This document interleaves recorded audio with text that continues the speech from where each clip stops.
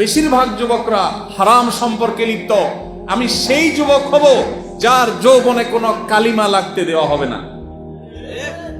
আমার আল্লাহ আমার জন্য হারাম করেছেন, এই হারাম রিলেশনকে আল্লাহ হারাম করেছেন। কিয়ামতের ময়দানে কঠিন শাস্তি দিবেন, জিনার শাস্তি ভয়াবহ আল্লাহ দিবেন। আল্লাহর ওয়াদা ব্যতিক্রম হয় না, হবে না। আল্লাহর ভয়ে আমার বন্ধুরা সবাই, আমার ক্লাসের সব সহপাঠীরা, তাদের প্রত্যেকের হারাম কাজের সঙ্গী আছে, অপকর্মের সাথী আছে, যেটাকে তারা গার্লফ্রেন্ড নাম দিয়েছে, যে তার জেনার সাথী। কিন্তু আমি আল্লাহকে ভয় করি, ইব্রাহিম আলাইহিস সালামের অনুসারী, যে ইব্রাহিম গোটা সমাজের মানুষের অনাচারের বিরুদ্ধে একাই দাঁড়িয়েছেন। আমি একাই স্রোতের বিপরীতে চলবো, এর নাম হলো মুসলমান। যুবক ভাইয়েরা, আমি জানি হারামের হাতছানি আপনাদেরকে চতুর্দিক থেকে ডাকছে। পশ্চিমা অপসংস্কৃতি আমাদের সমাজকে কুরে কুরে খাচ্ছে, আমাদেরকে খাবলে খাবলে খাচ্ছে, ছবল মারছে।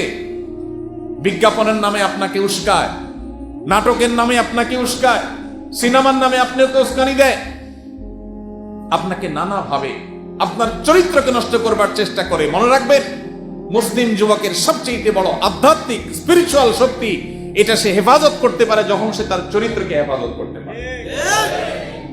আজ সেরকম যুবক যদি পাওয়া যায়, যারা ইব্রাহিম আলাইহিস সালামের মতো নিজের আদর্শের উপরে অটল অবিচল থাকবে, তাহলে এরাই আগামীর পৃথিবীর ত্রাণকর্তায় পরিণত হবে ইনশাআল্লাহ।